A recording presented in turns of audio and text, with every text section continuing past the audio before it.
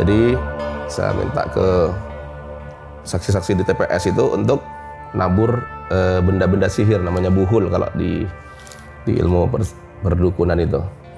Jadi biasanya berupa serbu, berupa pasir, berupa batu-batu kecil.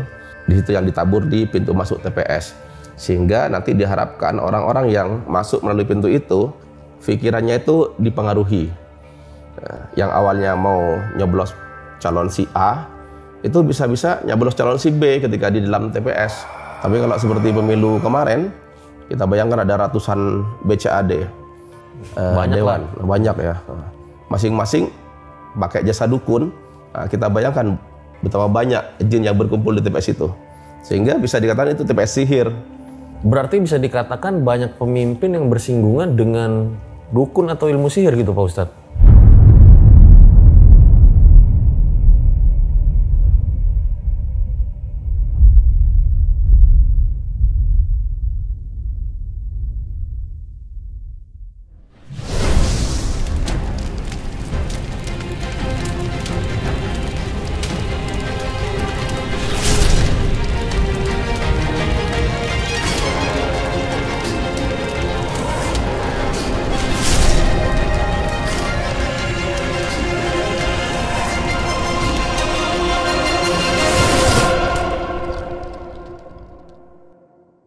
Selamat datang di segmen baru Om Mamat, Lika-Liku Akhir Zaman Series. Kalau lo lihat nih, kenapa tempatnya kayak gini? Karena masih renovasi guys.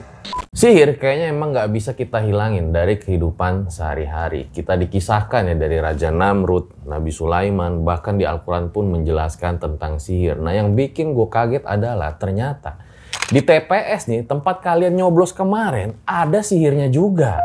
Sihirnya itu kayak misalnya kita datang nih ke TPS, terus ketika mau nyoblos itu kita jadi nggak ngeliat tuh, nih kok cuman satu nih pasangannya nih, seakan-akan kita diarahkan untuk mencoblos sebetulnya yang kita nggak mau coblos. Nah hari ini jauh-jauh dari Madura, kita kedatangan seorang yang pernah menangani kasus sihir di TPS. Assalamualaikum Pak Ustadz. Assalamualaikum warahmatullahi wabarakatuh. Makasih nih jauh-jauh dari Madura ya Pak Ustadz. Sama-sama insyaallah ya. Memangnya ada Pak Ustadz sihir di TPS? Bismillahirrahmanirrahim. Dulu bukan ada ya, malah saya sendiri pelaku sihir di TPS itu dulu. Sebelum saya mengenal Al-Quran, sebelum belajar Al-Quran, saya pernah dulu melakukan sihir TPS itu. Malah dulu Pak Ustadznya sendiri yang melakukan sihir di TPS ya? Betul, dan waktu itu saya tidak sadar bahwa itu sihir yang saya lakukan. Oke. Bentuknya itu seperti apa Pak Ustadz? Jadi banyak jinnya gitu di TPS? Jadi dulu saya menjadi tim sukses salah satu pasangan calon pilkada waktu itu, dan di situ saya minta kepada saksi-saksi yang saya utus di situ untuk menjadi saksi di TPS itu untuk nabur seperti serbu gitu, kayak debu, kayak kerikil gitu. Nah, untuk mempengaruhi calon pemilih. Jadi orang-orang yang nanti yang mau milih di TPS itu, yang tampak itu hanya calon kita, yang lain kayak buram, kayak nggak kelihatan gitu. Nah, saya juga penasaran nih Pak Ustadz ya, kalau misalnya orang nggak percaya sihir gitu, terus dia datang ke TPS, itu ngaruh nggak Pak Ustadz? Ngaruh juga, ini bukan masalah percaya nggak percaya. Orang-orang yang akan mudah terkena sihir itu adalah mereka yang jarang melakukan permohonan perlindungan kepada Allah, jarang berzikir kepada Allah, jarang membentengi dirinya, bahkan jarang ibadah. Nah, mereka itu menjadi sasaran empuk sihir-sihir pemilu seperti ini, sihir TPS ini. Oke, jadi sekarang Pak Ustadz ini yang ruqyah secara syar'i ya, kalau misalnya ada kasus-kasus kayak gini di TPS. Ditahan dulu cerita Pak Ustadz. Nah, gimana dengan kalian? Kemarin pernah ada nggak tuh pengalaman sihir di TPS ya? Kayaknya gue kena sihir deh. Boleh banget dong cerita, komen di bawah. Langsung aja kita mulai episode 1 kali ini. Berikut adalah ceritanya.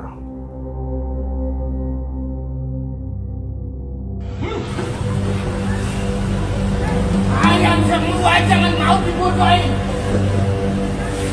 Kampung ini. Pak Ustadz mungkin boleh diceritakan awal mula dulu tuh sempat membuat sihir di TPS tuh ceritanya kayak gimana Pak Ustadz? Iya, bismillah. Sebelum saya belajar Islam lebih jauh, itu dulu saya suka belajar ilmu-ilmu perdukunan. Jadi ilmu kekebalan di daerah kami itu sudah biasa, anti bacok apa segala macam tuh. Ilmu kanuragan, ilmu kesaktian itu kami biasa belajar itu. Nah, waktu itu kami sedang ada pemilihan kepala daerah di sana. Dan saya pegang salah satu calon. Jadi saya minta ke saksi-saksi di TPS itu untuk nabur benda-benda sihir, namanya buhul kalau di ilmu perdukunan itu. Jadi biasanya berupa serbuk, berupa pasir, berupa batu-batu kecil. Nah, di situ yang ditabur di pintu masuk TPS. Sehingga nanti diharapkan orang-orang yang masuk melalui pintu itu pikirannya itu dipengaruhi. Yang awalnya mau nyoblos calon si A, itu bisa-bisa nyoblos calon si B ketika di dalam TPS. Ketika ada di dalam bilik suara. Kenapa? Karena yang tampil hanya foto si B saja. Karena yang tampil hanya nama seseorang saja. Yang lain kayak nggak kelihatan, kayak buram gitu. Itu pengaruh dari sihir di TPS, seperti itu. Jadi buhul yang ditaruh itu sama timnya Pak Ustadz saat itu banyak? Banyak, ada berupa serbuk dan pasir-pasir gitu yang ditaruh di pintu-pintu TPS itu. Lalu ngaruh nggak Pak Ustadz pada saat proses pemilihan, terus pas dihitung sama pas menang tuh ngaruh nggak? Iya, kalau ngaruh nggak ya, kita juga hasilnya tuh juga bisa ngukur apakah itu hasil dari sihir yang kita taruh di situ atau emang murni dari pemilihan yang jujur, atau bisa jadi juga dari serangan-serangan fajar karena sama-sama masuk waktu itu kan.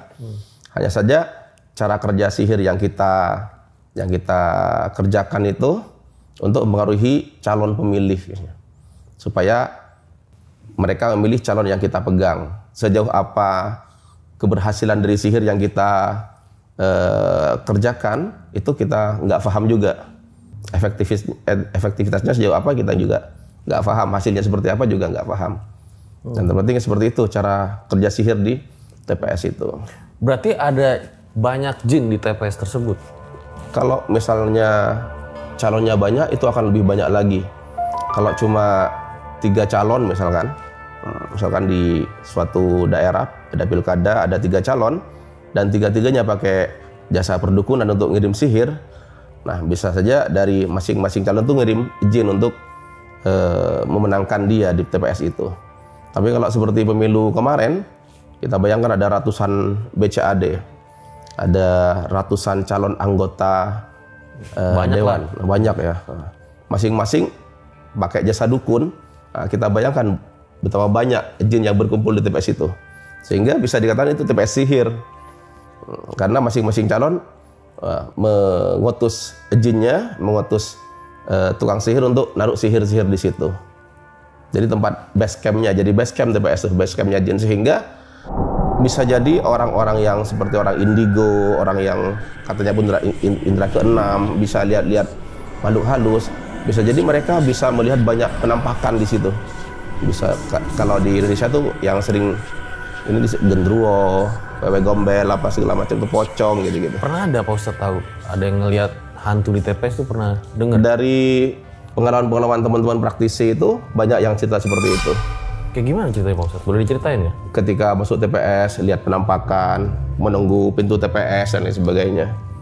Ada juga saksi ketika menyaksikan penghitungan suara itu nggak bisa ngapa-ngapain, nggak bisa interupsi, nggak bisa berontak dan lain sebagainya. Tapi ketika keluar dari TPS itu baru sadar dia, ada seperti itu. Oke, jadi itu ya yang dulu Pak Ustadz lakukan ya waktu masih belum mengenal agama ya. Belum agama, belajar Al-Quran. Pak Ustadz yang melakukan atau memberantas lah sihir-sihir seperti itu ya. Nah, boleh diceritain Pak Ustadz pengalaman memberantas sihir di TPS? Nah, iya, alhamdulillah jadi lebih paham kan cara kerja mereka menaruh sihir-sihir di TPS, sehingga insya Allah menanganinya juga lebih mudah. Karena dulu sempat aktif di yang seperti itu, sempat belajar cara membuat sihir-sihir di TPS itu. Berarti bisa dikatakan banyak pemimpin yang bersinggungan dengan dukun atau ilmu sihir gitu Pak Ustadz? Ya, betul. Kita sebut saja contohnya Fir'aun ya. Fir'aun tuh banyak dia punya dukun-dukun yang handal waktu itu di zamannya untuk melanggengkan kekuasaannya.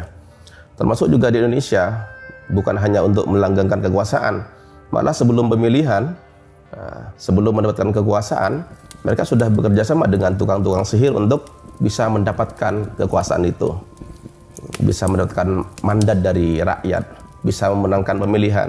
Kemudian setelah dilakukan pemilihan, mereka juga punya guru spiritual istilahnya, punya dukun bagaimana supaya kekuasaannya itu langgeng gitu, bertahan.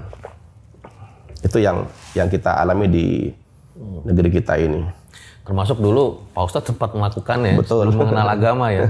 Tapi alhamdulillah sekarang justru udah taubat dan justru memberantas sihir di TPS ya. Nah, boleh diceritakan mungkin Pak Ustadz ya, pengalamannya ketika memberantas sihir di TPS. Ya waktu itu yang saya terjun langsung ketika 2017 ada di suatu daerah itu ada pilkada. Nah, itu terjadi 2 putaran. Di putaran pertama kita nggak ada gerakan untuk memberantas sihir-sihir TPS. Tapi ketika setelah putaran pertama itu banyak laporan ke kami bahwa di TPS ini terjadi seperti ini, terjadi keanehan seperti ini. Bahkan seperti yang saya ceritakan tadi itu bahwa ada seorang saksi di TPS itu yang dia itu kayak terbungkam gitu, nggak bisa ngomong, nggak bisa komplain ketika melihat adanya kecurangan penghitungan, kecurangan dalam pencoblosan dan lain sebagainya. Baru ketika dia sudah tanda tangani form C1 waktu itu, hasil dari pemilihan itu, dia keluar dari TPS baru sadar dia, seakan-akan kembali ke normal lagi. Akhirnya dia curhat ke ayahnya, ayah tadi itu aku melihat beberapa kecurangan di TPS, tapi aku nggak bisa komplain, aku nggak bisa ngapa-ngapain, nggak bisa berkata-kata waktu itu. Nah, akhirnya laporan-laporan seperti itu masuk ke kami, dan kami tim terapi Al-Quran akhirnya datang ke daerah tersebut, ke kota tersebut.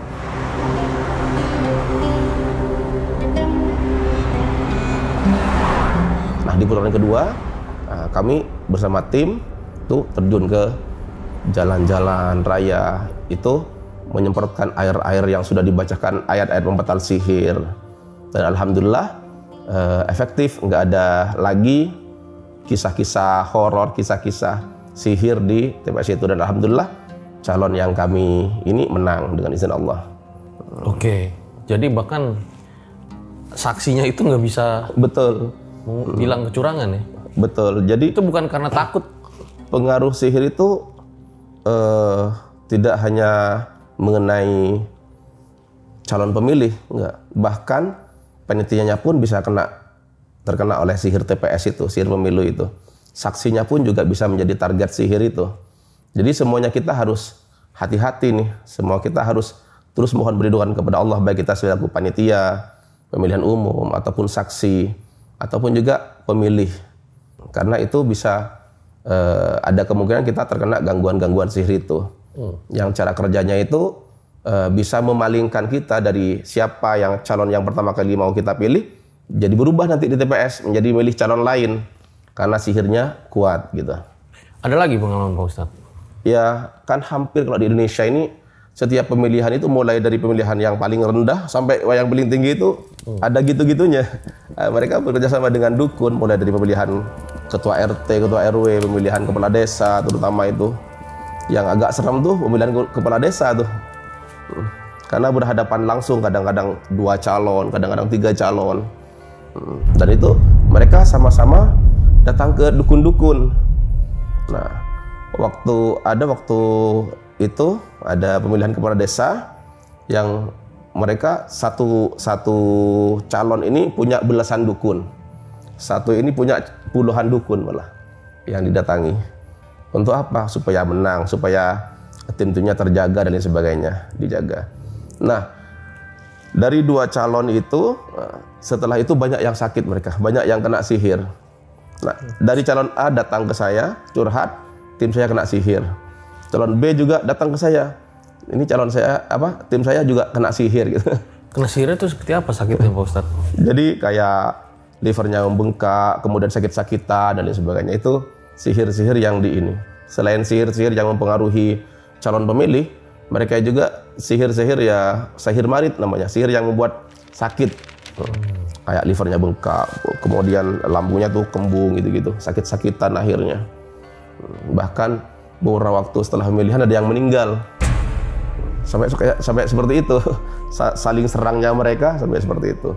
Jadi tujuannya bukan hanya untuk menang pemilihan itu, tapi juga menghancurkan lawan. Itu betapa ganasnya ketika kita terjun ke masyarakat menghadapi sihir-sihir seperti itu.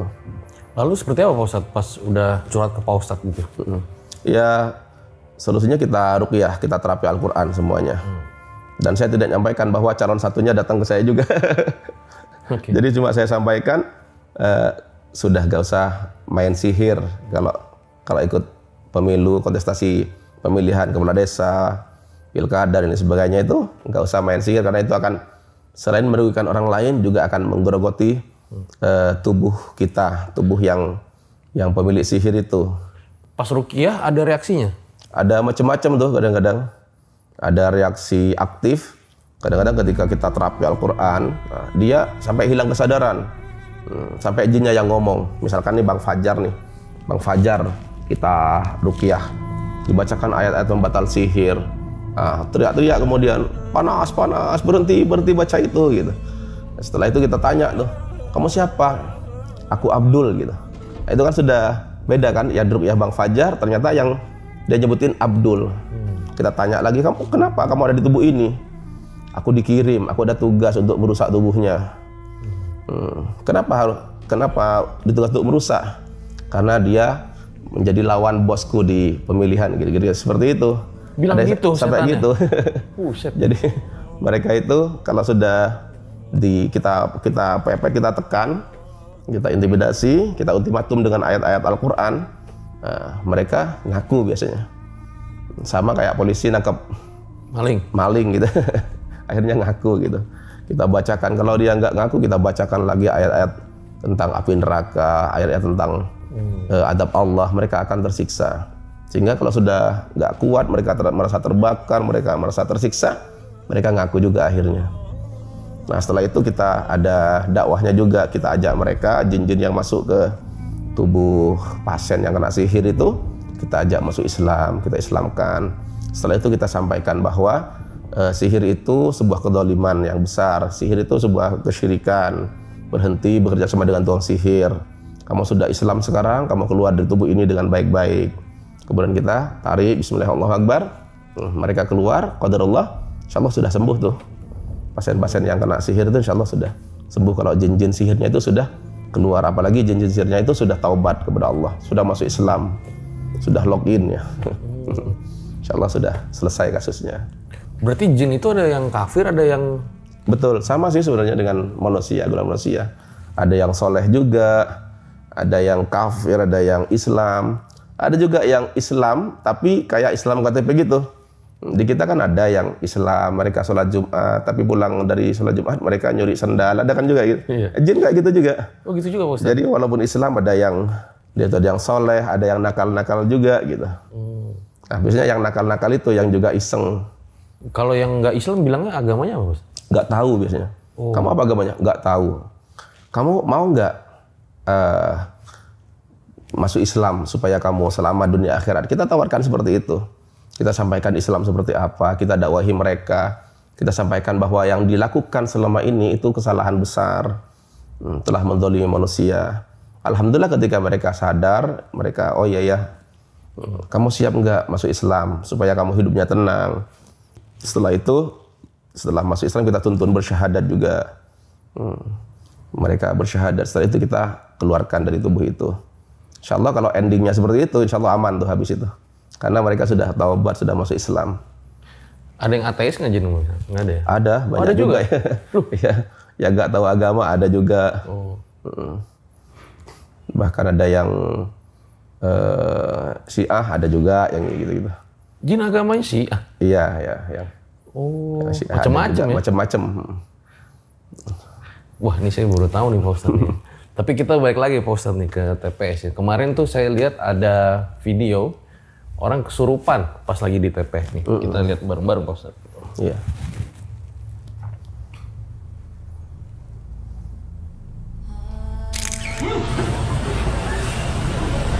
Kalian semua jangan mau dibodohin. Kampung ini kita berantakan.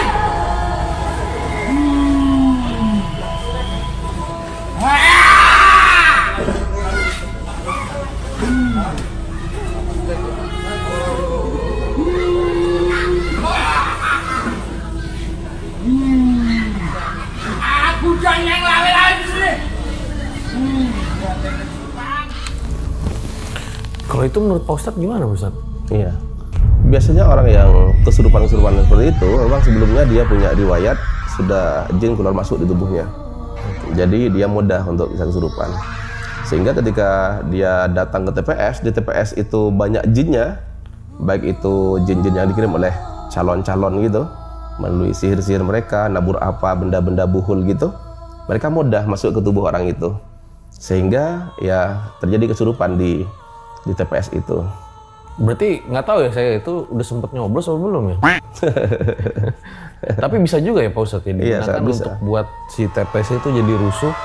Jadi pemilihannya tuh nggak berlangsung secara normal gitu. Bisa juga ya? Bisa juga. Selain untuk mempengaruhi pikirannya juga bisa terjadi seperti yang kita lihat tadi itu, kesurupan di TPS. Kira-kira buhul macam apa aja sih Pak Ustadz yang bisa ada di TPS gitu? Selain tadi yang Pak Ustadz pasir gitu-gitu. Sebenarnya buhul-buhul itu atau sihir-sihir itu tidak hanya ketika di TPS mereka pasangnya. Bahkan sebelum pemilihan, jauh sebelum pemilihan ketika pasang-pasang baleho itu sudah ada sihir-sihirnya. Supaya masyarakat tuh melihatnya, oh ini bagus nih, calonnya bagus. Foto-foto yang mereka pajang di pinggir jalan itu menarik hati para calon pemilih.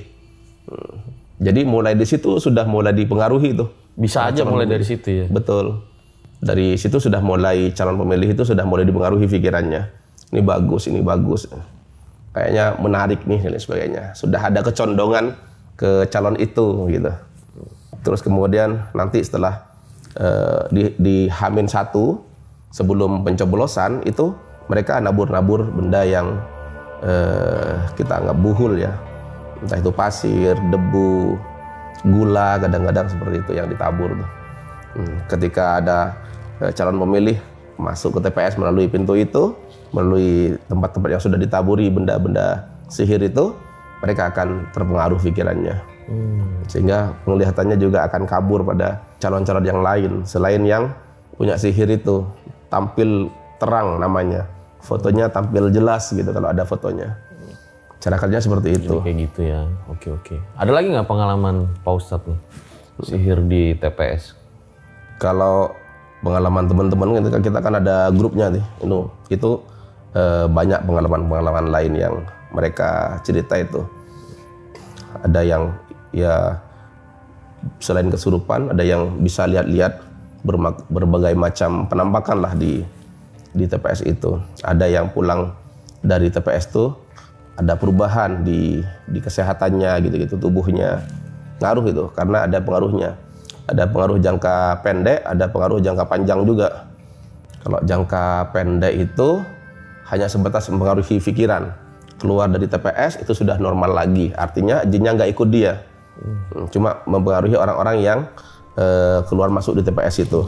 Tapi kalau kebetulan tubuhnya enak ditempati oleh jin itu, tubuhnya nggak terproteksi, nggak sering berzikir kepada Allah, nggak sering mohon perlindungan kepada Allah, maka itu menjadi tempat yang enak untuk ditempati, sehingga tidak hanya mempengaruhi pikiran, maka dia itu akan menempati tubuh yang calon pemilih itu, menempati tubuhnya, sehingga ketika lama dia di tubuh, di organ tertentu, misalkan di lambung, dia nantinya akan membuat kerusakan di lambung. Nanti akan ada mah akut lah, akan asam lambung gitu. Ketika mereka menempati daerah kepala, dia akan menjadi indigo, bisa lihat-lihat makhluk halus. Kemudian dia juga akan sering pusing, vertigo, migrain kadang-kadang. Dan kalau lebih lama lagi, itu akan bisa saja sarafnya itu diganggu oleh jin-jin yang menempati tubuhnya itu. Itu jangka panjangnya. Itu merugikan pada banyak pihak. Orang yang terkena sihir TPS itu, ketika dia tubuhnya enak untuk ditempati, maka dia akan ditempati dalam waktu yang lama, yang panjang, sehingga nanti akan ada kerusakan juga.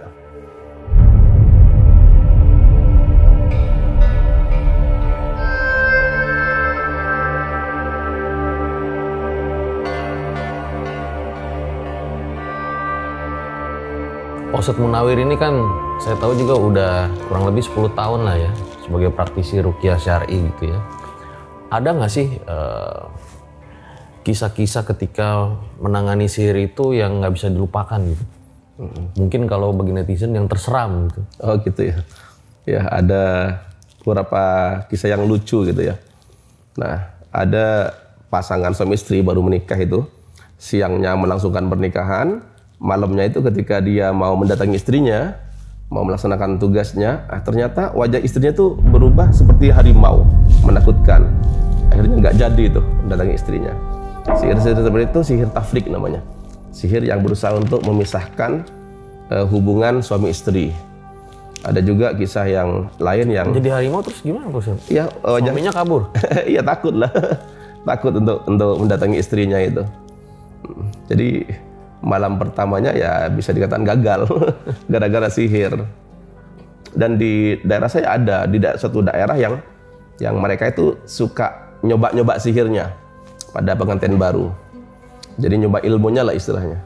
Kalau ada mantenan, ada hajatan itu, ada nikahan, mereka nyoba ilmunya nyerang pengantin baru itu supaya nggak bisa bersatu lah.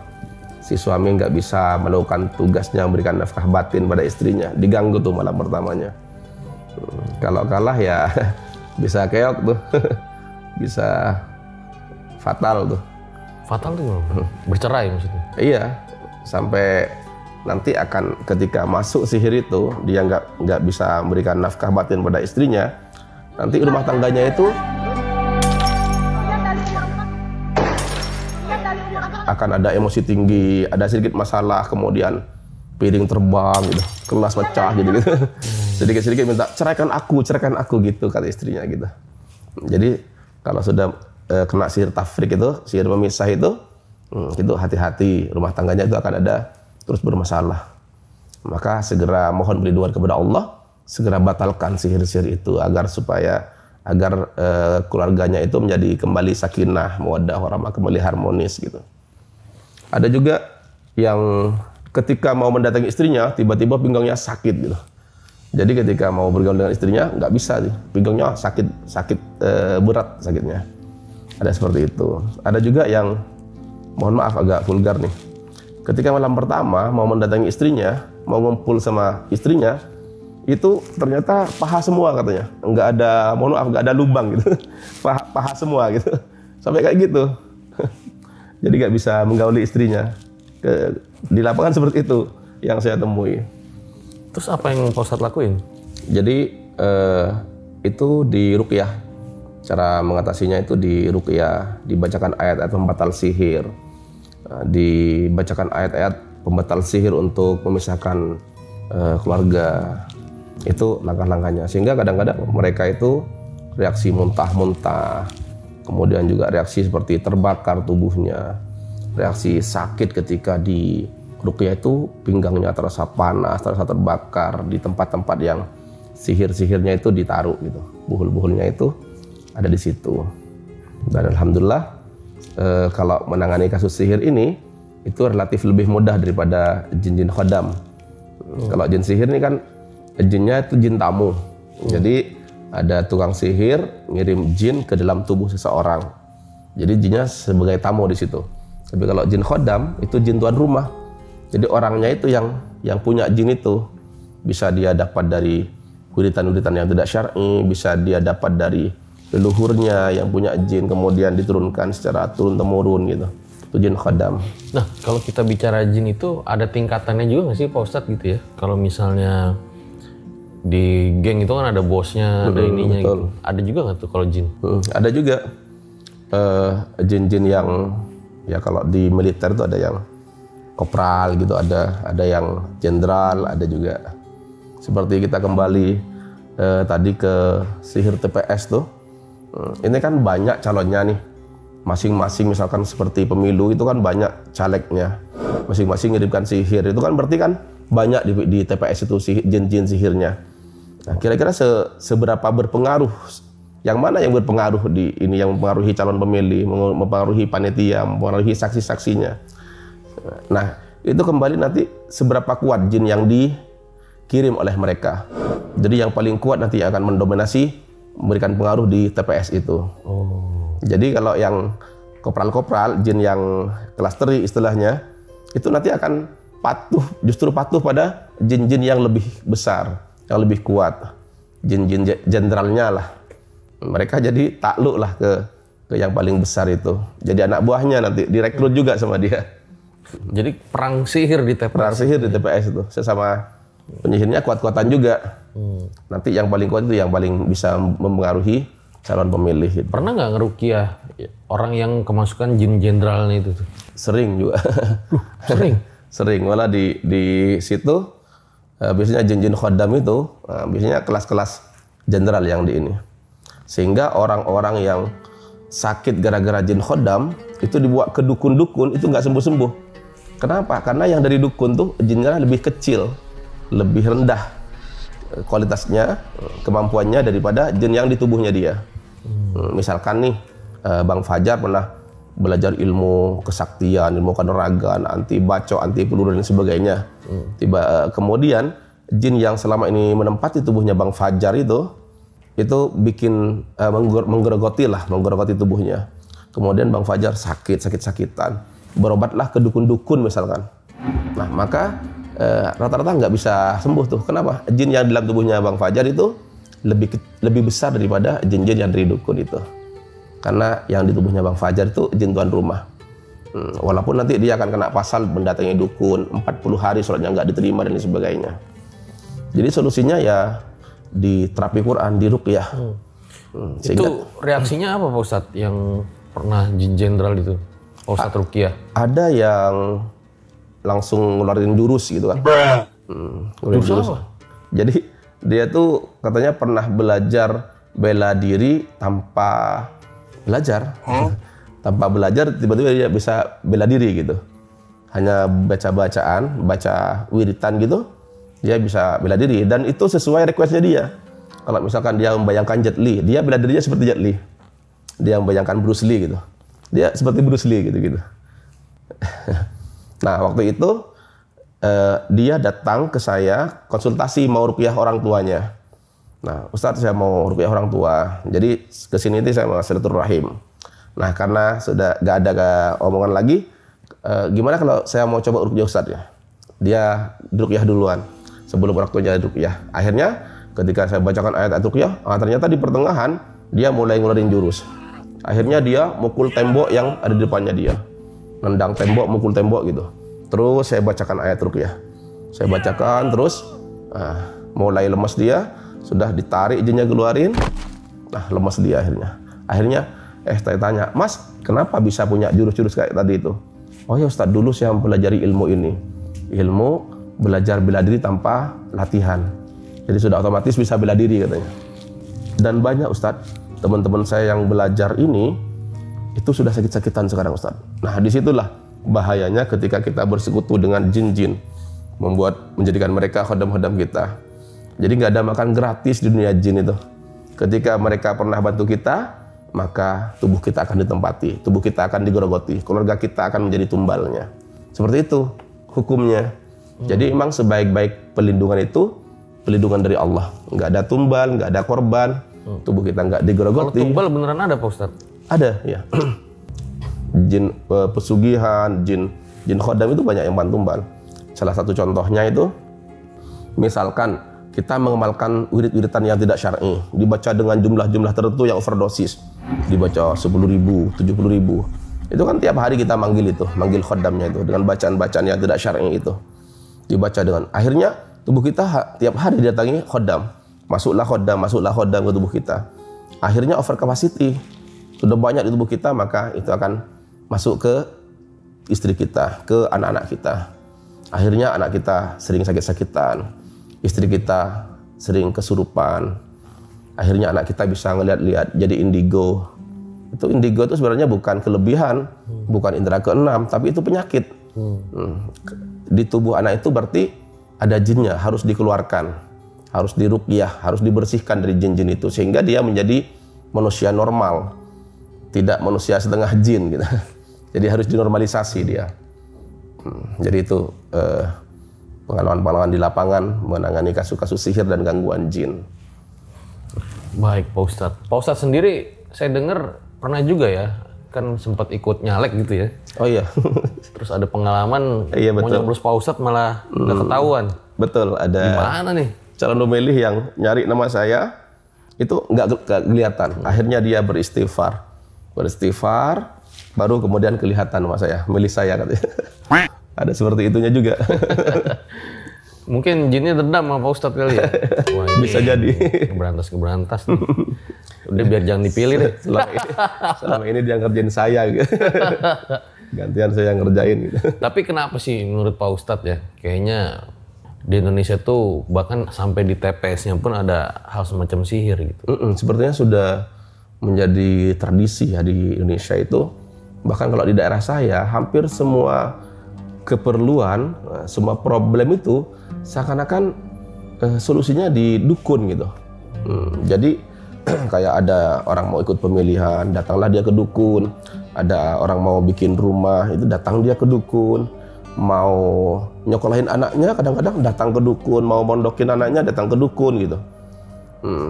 Itu seakan-akan sudah dukun tuh menjadi solusi. Padahal itu hukumannya, dosanya besar sekali. Bisa 40 hari sholatnya nggak diterima.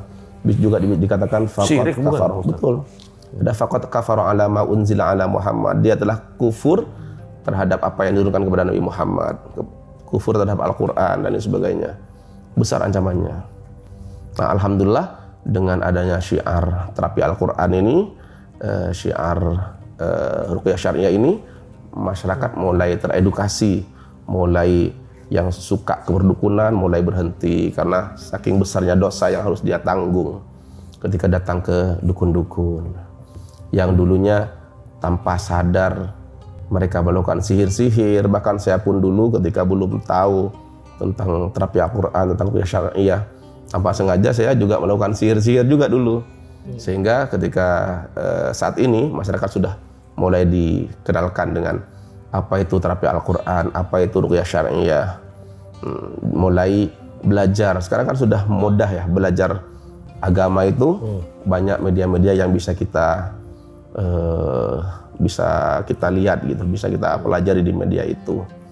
Jadi mungkin faktor ketidaktahuan juga ya. Betul. Karena udah denger aja dari turun-temurun kayaknya gini dah gitu ya. Betul. Itu yang miris kondisi.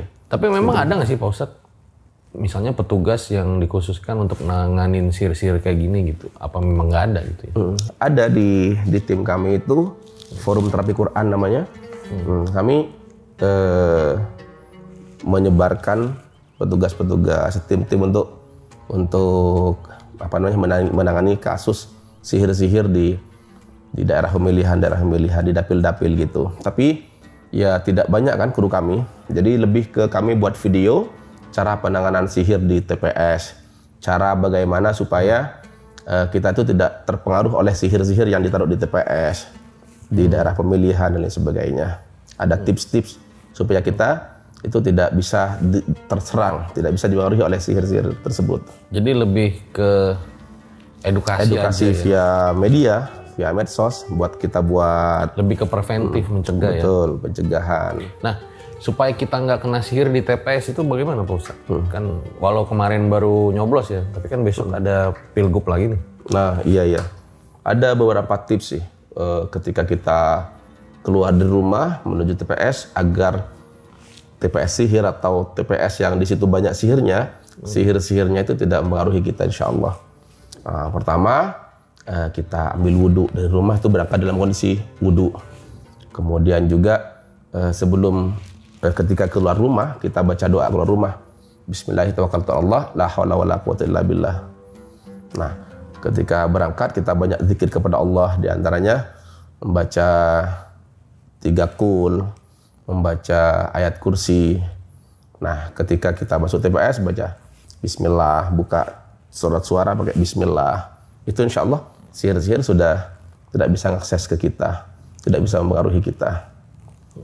Jadi langkah-langkah pencegahannya seperti itu ya? Betul, cukup mudah insya Allah bisa kita amalkan.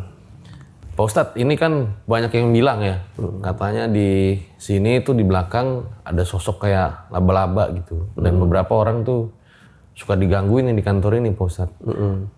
Apa kita ruqyah aja kali tempatnya sekarang Pak Ustadz? Boleh. Boleh Pak Ustadz ya? Oke, nih guys. Sekalian nih mumpung ada Pak Ustadz nih, kita ruqyah nih kantor yang katanya di belakang itu banyak sosok yang suka usil.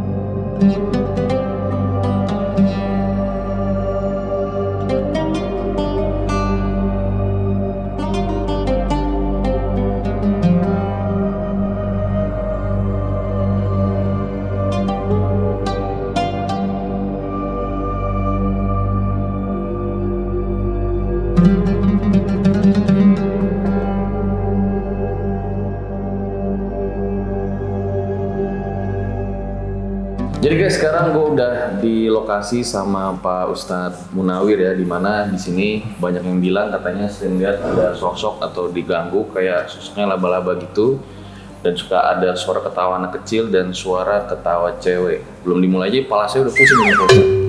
Kayaknya banyak pikiran ya. Kayaknya gitu. Oke, langsung aja kita mulai ruqyah hari ini.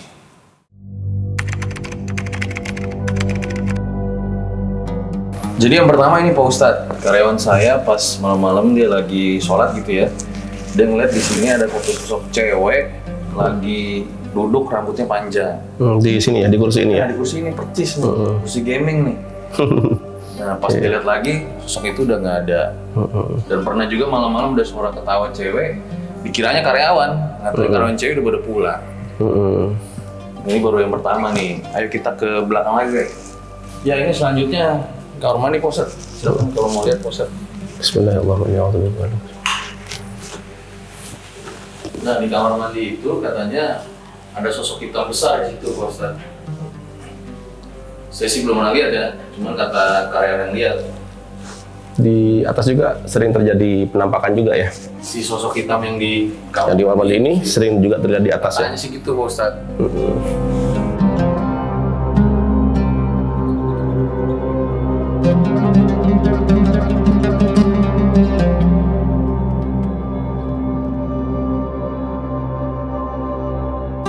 Pertama-tama harus apa yang dilakukan Pak Ustadz? Ya, jadi untuk ruqyah tempat itu baik rumah kita, tempat usaha kita, pertama yang kita siapkan adalah 1 ember air seperti ini.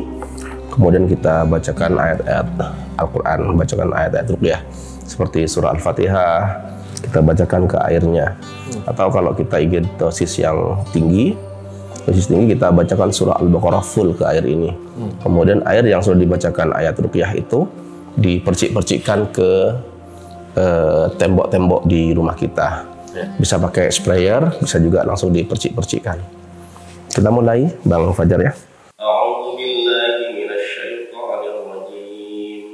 Bismillahirrahmanirrahim. Alhamdulillahirrabbilalamin. Ar-Rahmanirrahim.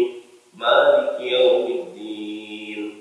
Iyyaka na'budu wa iyyaka nasta'in. Ihdinas siratal mustaqim.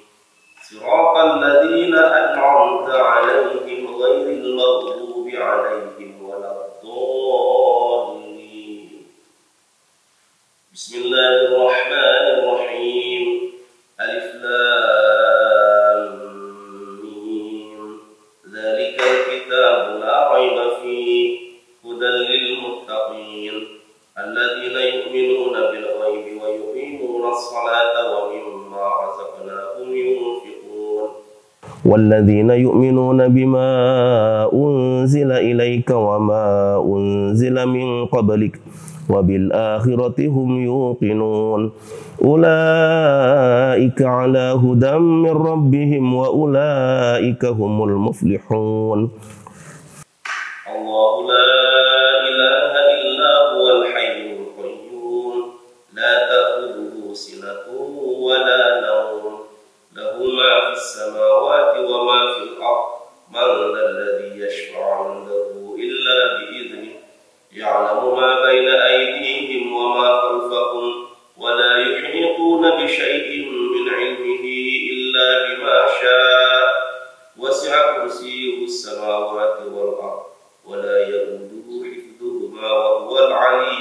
الرحيم لله ما في السماوات وما في الأرض وإن تبدوا ما في أنفسكم أو تخفوه يحاسبكم به الله فيغفر لمن يشاء ويعذب من يشاء والله على كل شيء قدير آمن الرسول بما أنزل إليه من ربه والمؤمنون كل آمن بالله وملائكته وكتبه ورسله لا نفرق بين أحد من رسله وقالوا سمعنا وأطعنا غفرانك ربنا وإليك المصير لا يكلف الله نفسا إلا وسعها لها ما كسبت وعليها ما اكتسبت ربنا لا تؤاخذنا إن نسينا أو أخطأنا ربنا ولا تحمل علينا إصرا كما حملته على الذين من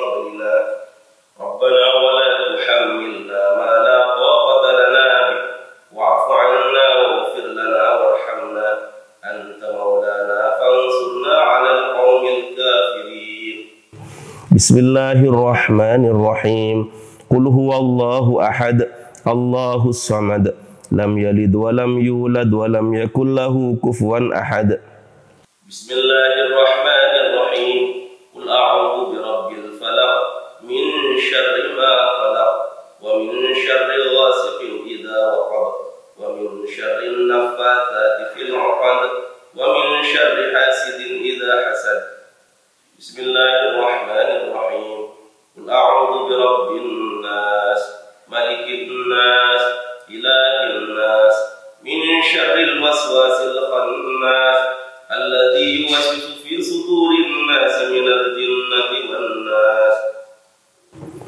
Alhamdulillah kita sudah bisa buat air ruqyah. Setelah ini kita akan percik-percikkan ke tembok-tembok yang ada di sekitar sini ya insyaallah.